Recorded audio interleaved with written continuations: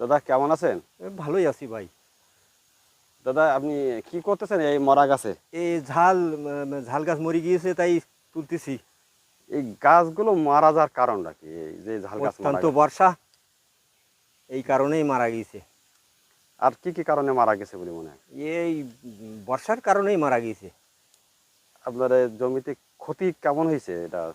প্রচুর ক্ষতি, তার মানে 6 কাঠা, আমার 12 কাঠা জমি ছিল, তো 6 কাঠা একদম শেষ। আর 6 কাঠার মানে আর কি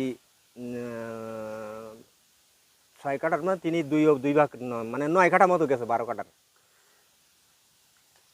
গাছে মারা যাওয়ার হার কেমন, মানে এটা আপনার জমিতে 6 কাঠা জমিতে এ কতগুলো গাছ আছে নাকি, অর্ধেক কি মারা গেছে? তারও বেশি, 3 ভাগের 2 ভাগ,